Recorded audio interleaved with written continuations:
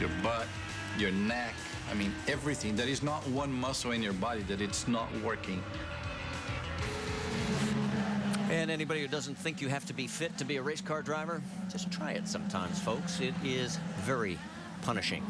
Vitor Meira is the race leader, and we're still trying to figure out why he stayed out, because he last pitted on lap 34. He's going to have to stop again, and nobody else behind him does. Well, it plays right into the hands of Viso, and when you look at the cars behind Meira, between Viso, Will Power, Justin Wilson, Briscoe, Dixon, Castroneves, Tagliani, and Danica Patrick, I mean, no matter what's going on here so far this race, everybody seems to be up front ready for this battle, Rick DeBrule. Yeah, it's all about fuel at this point. They're telling him to go to fuel as late as possible with the goal. Try and conserve a little bit, but they think he can possibly go to the end. Well, by our calculations, he should be able to, as we're getting ready to go back to green flag racing with only 31 laps remaining, and this time by it'll now be 30 as the green flag flies once again at St. Petersburg. And Meira gets a good jump on Viso. Hang on, here comes Dixon taking a peek. Can't get anything done. Now a little bit further back. That's Rafa Matos going right in front of Di Silvestro. And there's Ryan Hunter-Reay trying to pick up a spot. The snake winds its way down towards turn number 4, and everybody seems to have made it through okay. And look at all the slicing and dicing back there.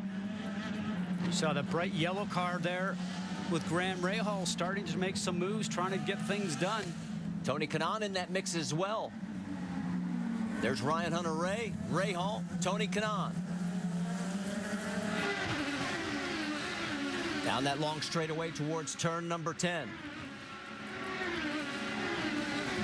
Dario Franchitti a little bit further back. Rahal looking underneath, takes the position away. Look out, then, oh, mercy, that was close. And that was two teammates also with Andretti Autosport. Would not been very popular back in the garage area after today if they had taken each other out. But Marco tried to make it move, but he got over the alligator bumps. At least there was some room there for him.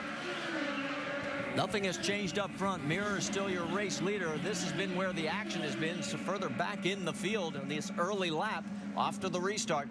And that is the 10 of Dario Franchitti getting underneath, and now here comes Marco trying to fight his way back. Now that is for 15th on the racetrack. It gives you an idea just how deep the field is. Here in this race at St. Petersburg, we have seen position changes all morning and now afternoon. All right, let's get an update on the strategy on that 14 car, because Vince, by our calculations, we know he's got to pit one more time. That's exactly right, Marty. That yellow came at the worst possible time for this Vitor Meira team.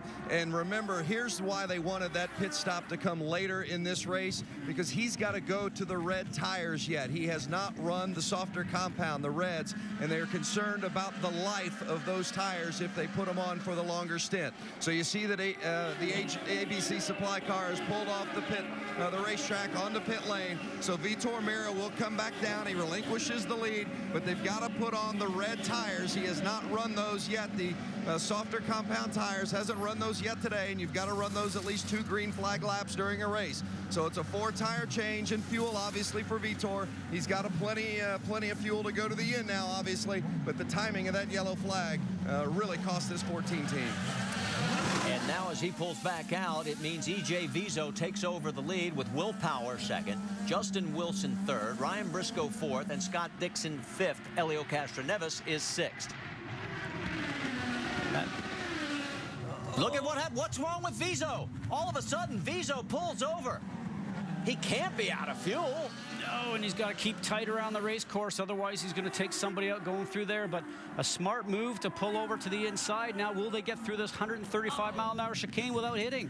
Unbelievable. Di Silvestro, Rahal, now Ryan Hunter-Reay. And now he's got to try and make it over to get into pit lane. Oh, why is he staying on the track? Probably just couldn't get over. This might cause a full course yellow. Certainly will help Vitor Meira get back up to the tail end of the group. And look at Rahal trying to go underneath Di Silvestro, and then Ryan Hunter-Reay makes contact, and Di Silvestro goes around. Oh, Ryan Hunter-Reay, what a great move. Avoided Simona. That was happening all in front of him so quickly. Now here comes that full course yellow. Still green right now. They have not shown the full yellow.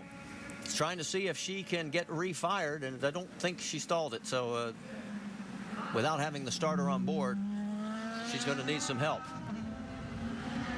Well, this is going to be tight. They may try and dispatch the Hamaltro crew to get over there and get her started, but here we go. That's at the end of the long straightaway, Marty. You cannot take a chance down there. So our 5th full course caution, and we're still trying to figure out what happened to E.J. Vizo, his best chance at victory. And Rick, what's the latest? What are they telling you?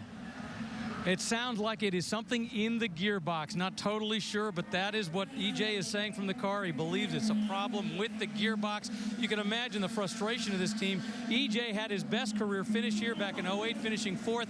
They thought they smelled victory because of the fuel strategy, and now as a result of what may be a mechanical problem, it is done. Rick, we're going to interrupt as Scott Dixon has hit the wall. And we don't know exactly where that is on the race course. Oh, I think he hit the inside wall on the right front wheel from the damage I saw in the car, and then he went off and hit the wall itself. Now let's watch to see how this goes. Watch the right front wheel. Hits right there and goes off into the outside wall. We've seen that quite a few times with drivers here, because when the car sits stationary, you can see that the right front wheel has been broken. That's usually by clipping that inside wall. That is turn 9 2 years ago. The same thing happened to Tony Kanaan in a qualifying session. And look at the speed bumps that have occurred to some of our top names here. Elio 20th, Dario 19th, Ryan 23rd, and now Dixon 22nd in 08, 16th last year, and now another tough break. And here is EJ Vizo. He has finally nursed it back to pit lane, and the engine's, look at him just shaking his head. He can't believe it. Cannot believe it. Well, we talked about how this will help Mira get back up to the back end of the crew, but right now EJ is not down a lap, but the group is starting to come back through the back section, and if they don't get this fixed and get him out, then he's going to turn around and go down a lap.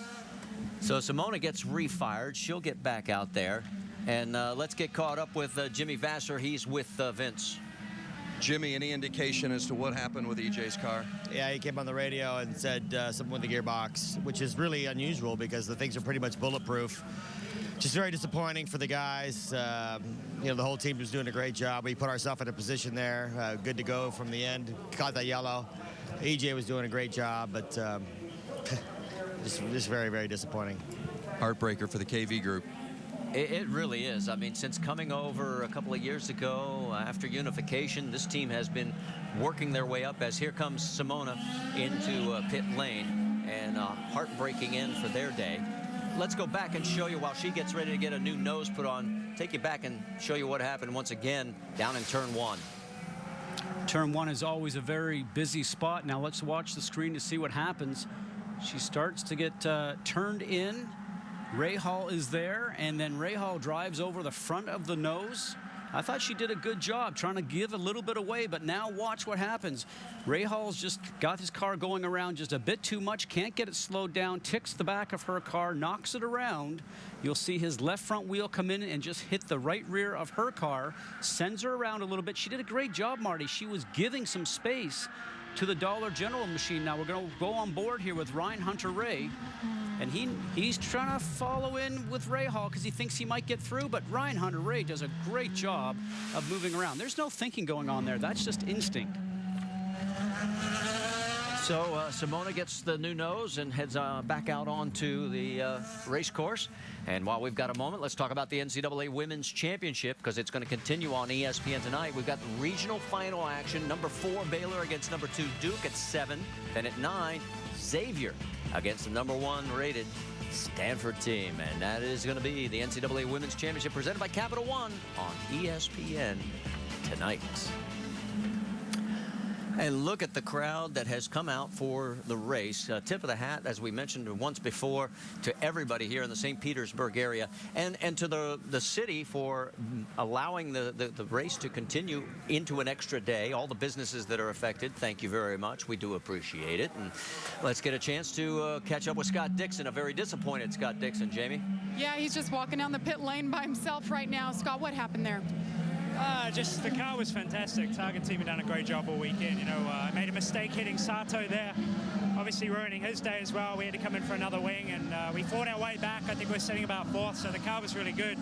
And I just clipped the inside wall at 9, and it threw me out on the exit there and damaged the car pretty bad. So 2 mistakes on my part, and unfortunately no points. Another bad finish for you, as you mentioned, points. Is it too early to be thinking about championship? Yeah, well, you do, because it's so tight now.